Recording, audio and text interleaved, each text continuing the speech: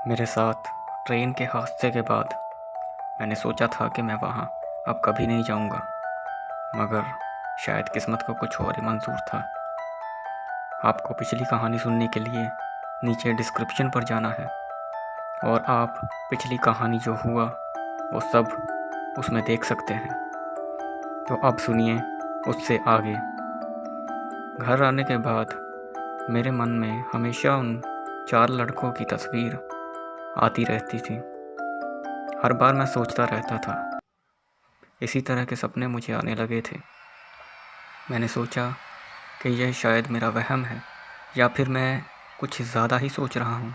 एक दिन एक सपना देखा जिसमें वो 4 लोग मेरे सामने चिल्ला रहे थे और बोल रहे थे कि मेरी मदद करो। मैं बहुत ज़्यादा डर गया था क्योंकि मैं पहले ही उस दिन को भूल नहीं पाया था जो मेरे साथ हुआ। मैं पहले ही बहुत डरा हुआ था और ऐसे सपनों ने मुझे और भी ज़्यादा डरा दिया था। फिर अगले दिन मुझे फिर से वैसा ही सपना आया। वो 4 लोग मुझसे मदद मांग रहे थे और अचानक ट्रेन आती थी और उन्हें मार डालती थी। हर बार ऐसा ही होता था। मैं बहुत ज़्यादा डर गया था। मुझे समझ में नहीं आ रहा था कि मैं क्या करूं। मैंने उनकी बात सुनने का फ़ैसला किया। मैंने कहा कि अब मैं डरूंगा नहीं और फिर अगर ऐसा कोई सपना आया तो मैं जानने की कोशिश करूंगा, क्योंकि हर बार हर सपने में वो मुझसे मदद मांग रहे थे, वो 4 लड़के। फिर मैंने सोचा कि अगली बार अगर ऐसा सपना आएगा तो मैं उनकी बात सुनने की कोशिश करूंगा, उनकी बात समझने की कोशिश करूंगा। Can you see me? तो फिर मुझे उस रात Hello? पहले तो नींद नहीं आ रही थी।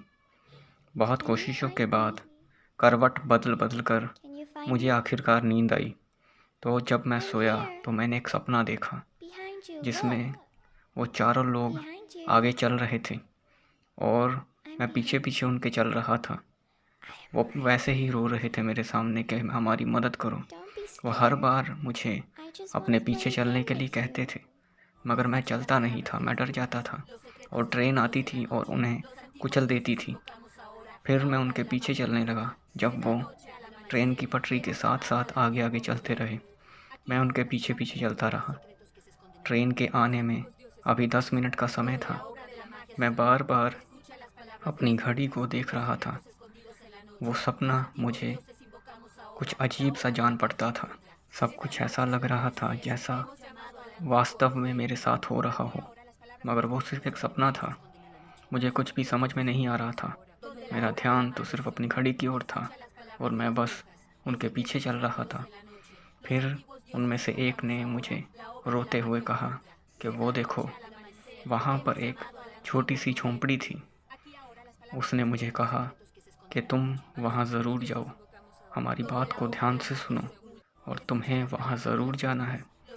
वो यही बोल रहे थे और वो 4 मेरे सामने गिड़गिड़ाने लगे और ट्रेन के आने का समय हो गया था। आवाज़ आ रही थी ट्रेन की। पीछे मैंने देखा ट्रेन आने वाली थी और मैं जल्दी से पटरी के पीछे हो गया और उस ट्रेन ने उन 4 को कुचल दिया। वो चारों वो चारों लड़के मरने से पहले मेरी ही ओर देख रहे थे। तो फिर उसके बाद मैं जाग गया। मैं बहुत ज़्यादा काँप रहा था, बहुत ज़्यादा डरा हुआ था। फिर अगले दिन मैंने फ़ैसला किया कि मैं वहाँ ज़रूर जाऊँगा। लगभग 1 महीना हो चुका था। मैं उस ट्रेन फाटक पर कभी नहीं गया था, ना ही मैं जाना चाहता था, मगर डरावने सपनों की वजह से मुझे वहाँ जाना ही पड़ा। मैंने सोचा कि मैं वहाँ चलकर देखता हूँ, क्योंकि मैंने फ़ैसला किया था कि मैं जानूँगा कि क्या हुआ था। मैं उनकी बात सुनूँगा, मैं समझूँगा, शायद वो मुझे कुछ बताना चाहते हैं। इसलिए मैं सुबह-सुबह उठा और जल्दी से तैयार हुआ। मैंने खाना भी नहीं खाया था क्योंकि मुझे जल्दी थी। मैं देखना चाहता था कि जैसा उन्होंने बताया क्या वैसा ही है?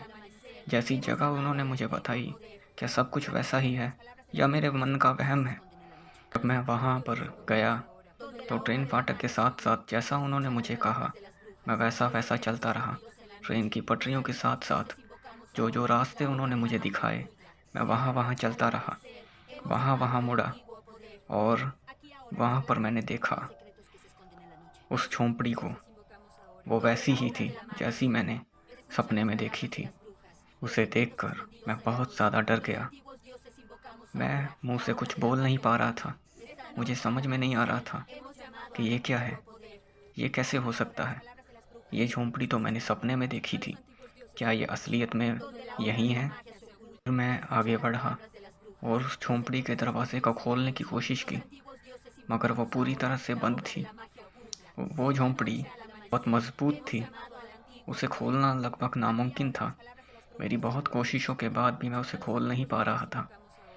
मैं कहीं से भी उसके अंदर देख भी नहीं पा रहा था। वो पूरी तरह से बंद थी, वो बहुत मजबूत थी। फिर मैंने ताला तोड़ने की कोशिश की। वो ताला बहुत मजबूत था।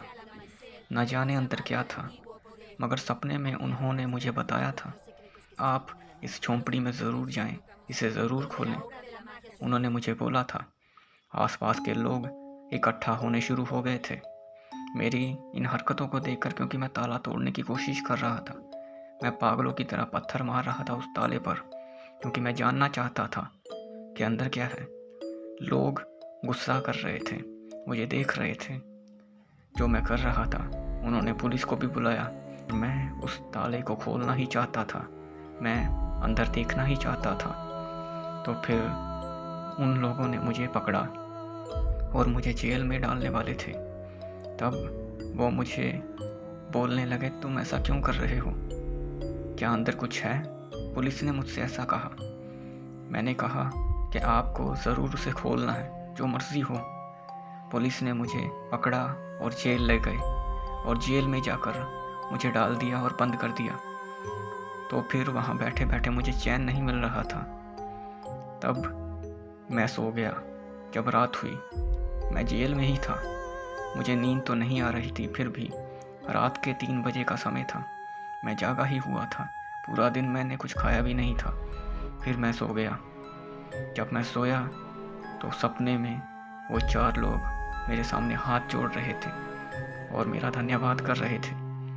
अब मुझे कुछ भी समझ में नहीं आ रहा था कि अब ऐसा क्या हो गया है। मुझे लगने लगा कि शायद ये सब मेरे मन का वहम ही था।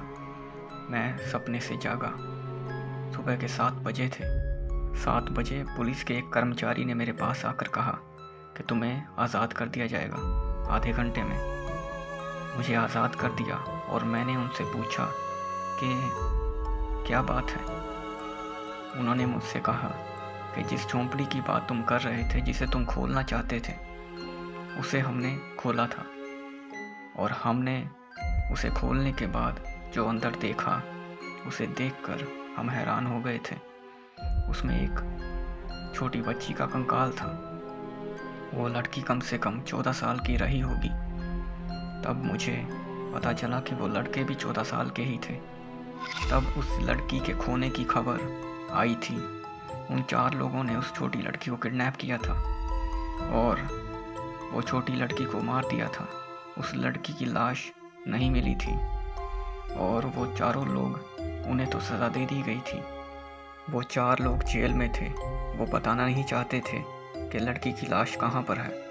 उन चारों ने डर के मारे जेल में ही आत्महत्या कर ली। मैंने देखा वो झोंपड़ी पूरी तरह से बंद थी। सूरज की एक रोशनी भी उस झोंपड़ी के अंदर आ नहीं सकती थी। उस झोंपड़ी में अगर दरवाजे को बंद कर दो तो अंधेरा ही रहता था। वो कब्र की तरह थी, जिसमें कोई सूरज की रोशनी, कोई हवा आती जाती नहीं थी। मैंने देखा उस झोंपड़ी के अंदर जाकर तो उस झोंपड़ी की दीवारों पर काफ़ी ज़्यादा और बड़े बड़े निशान थे, जैसे किसी ने अपने नाखूनों से खुरचने की कोशिश की हो। ना जाने कितनी बार उसने ट्रेन की आवाज़ को सुना होगा और ये उम्मीद लगाई होगी कि कोई ना कोई उसे ज़रूर बचाएगा। हमारा ये चैनल नेटवर्क 34, आप इस चैनल को ज़रूर सब्सक्राइब करें।